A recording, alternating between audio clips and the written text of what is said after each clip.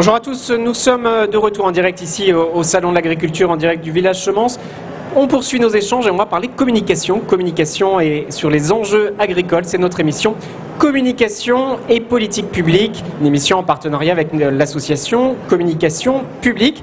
J'ai le plaisir de donner la parole à Patrick Dehaumont. Bonjour. Vous êtes directeur général de l'alimentation et vous n'avez pas de micro, on va vous trouver un micro. Et Roger Genet, directeur général de l'ANSES, l'Agence nationale de sécurité sanitaire de l'alimentation, de l'environnement et du travail. Bonjour. Je disais, on va parler communication sur ces enjeux agricoles et sanitaires. Mais d'abord, une question à tous les deux. On est ici au Salon de l'Agriculture, 672 000 visiteurs l'année dernière, passage obligé pour tous les politiques. Le président de la République était là samedi, Édouard Philippe ce matin. Au fond, je vous pose la question, Roger Genet, ce Salon de l'Agriculture, c'est une superbe opération de communication pour tout le monde, pour tous les acteurs, et un acteur tel que l'ANSES. C'est le grand rendez-vous de l'année, en fait, pour l'ANSES, pour parler à un public extrêmement large, puisque sur le stand de l'ANSES, on a des actions de communication pour faire toucher du doigt, vraiment à nos visiteurs, les enjeux qui sont ceux de la recherche de nos laboratoires, et puis vraiment dans une attente pour nous qui est de donner confiance dans l'expertise scientifique des agences sanitaires. On entendait le président de la République, lors de son discours samedi matin, s'interroger parfois sur l'expertise scientifique des agences européennes. Je pense qu'on a absolument besoin d'expliquer au public la façon dont sont construits les avis d'experts et la façon dont travaillent les experts en matière de sécurité sanitaire. Patrick Dehaumont, communication auprès du grand public, communication auprès des professionnels. Bonjour à tous. Alors pour nous aussi, le Salon de l'Agriculture est un moment particulièrement privilégié parce que nous rencontrons tous les acteurs professionnels avec lesquels nous travaillons au quotidien, des acteurs internationaux aussi, et puis le grand public. Et dans le cadre de nos missions, puisque le ministère de l'Agriculture, via la Direction générale de l'alimentation, s'occupe de sécurité sanitaire dans les domaines végétal, animal, y compris le bien-être animal d'ailleurs, et alimentaire.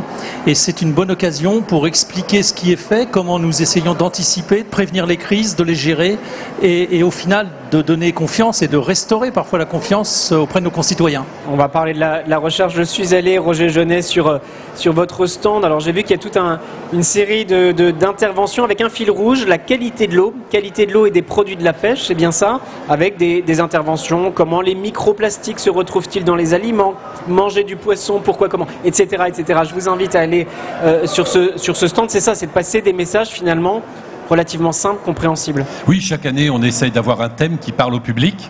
On est une agence sanitaire qui, à la fois pour l'alimentation, l'environnement, le travail, parce qu'on travaille avec le ministère, en appui du ministère de l'Agriculture, mais aussi du ministère de l'Environnement, de la Santé ou du Travail, ou même de l'économie. Et donc, chaque année, on choisit un thème. Cette année, on a choisi le thème de l'eau, parce que l'eau, c'est à la fois un aliment, c'est un aliment dans lequel on souhaite avoir confiance, on se pose des questions sur sa composition, sur les traces de résidus qu'on va retrouver dans l'eau. Donc c'est un aliment, mais c'est aussi un milieu, puisque l'ANSES s'occupe également des eaux de baignade, de la qualité des eaux de baignade, donc un milieu environnemental, et donc ça illustre très très bien l'étendue de notre champ d'action, d'autant plus que dans l'eau, on trouve des poissons ou des coquillages. Là aussi, la traçabilité, la contamination de la chaîne alimentaire est dans les missions de l'ANSES, donc au travers des poissons, des crustacés, des coquillages. C'est un thème qui est central pour nous. Et c'est un thème et un sujet qui parle à tout le monde. Patrick Dehaumont, au fond, en matière de communication, il y a deux niveaux. Il y a des réponses aux crises sanitaires. On s'était vu l'année dernière, on avait parlé d'une contamination à la salmonelle. Et puis, il y a ce travail pour expliquer au grand public, les rassurer d'une certaine manière sur des enjeux comme les produits phytosanitaires, le glyphosate, etc. etc.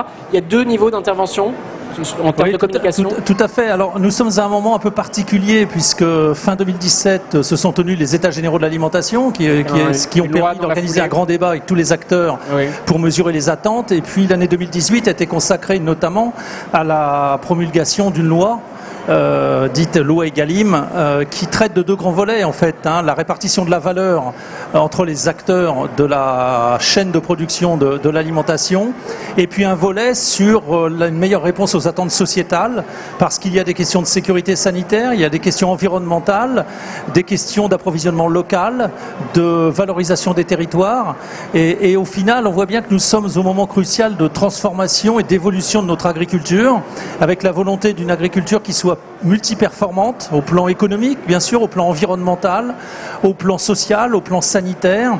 Et pour cela, il faut surtout faire attention à ne pas opposer les acteurs et les différents compartiments de la société, mais être capable d'expliquer, de s'adapter aux attentes de la société pour mieux sécuriser l'alimentation et puis une fois de plus donner confiance en expliquant ce qui est fait et en étant le plus transparent possible. Donc la communication est essentielle, hein, vous le dites en substance tous les deux dans vos interventions publiques de haut niveau, et j'insiste sur cet enjeu de l'évaluation scientifique que vous avez évoqué tous les deux. Le Premier ministre était là ce matin, on est le lundi 25 février, il a déclaré, je le cite, « La réalité c'est qu'il y a une vivacité de la recherche exceptionnelle en France et des acteurs de la recherche qu'il faut mieux mettre en valeur. » Ça veut dire qu'on communique, mais on s'appuie aussi sur ces chercheurs, vous le faites à l'ANSES.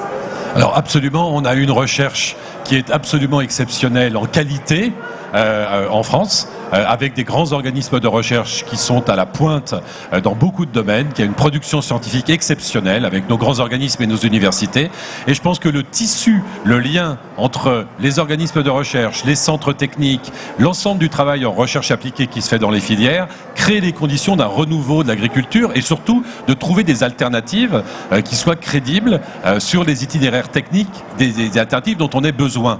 Reste que pour la communication, le sujet n'est pas toujours simple en tant que scientifique, parce qu'un scientifique, il est d'abord, avant tout, dans l'incertitude, il est dans le doute, alors que la décision publique, elle doit trancher.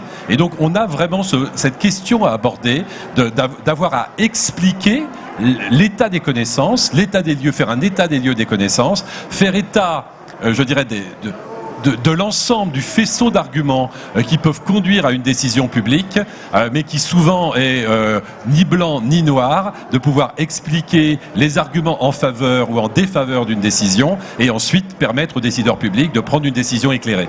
Patrick Dehaumont, quand Roger Genet parle d'un faisceau d'indices, vous devez en tenir compte et finalement vous devez vous appuyer sur ces éléments dans votre communication pour justifier la décision? Alors oui, notre métier, c'est effectivement de gérer des risques et de prendre des décisions, qu'il s'agisse de crise ou qu'il s'agisse d'un temps de paix, si je puis dire. Ouais. Et pour ce faire, nous devons fonder nos processus, nos réglementations, nos décisions en cas de crise sanitaire sur effectivement l'évaluateur de risque, sur les travaux de recherche. C'est un travail qui est interactif et parfois en urgence d'ailleurs, hein, qu'on fait très régulièrement avec l'ANSES. Nous sortons d'une table ronde avec l'INRA sur la sécurité sanitaire et le rôle de la recherche en la matière. Et je prendrai un petit exemple concret pour illustrer l'apport de la science et l'apport de la recherche et de l'évaluation scientifique.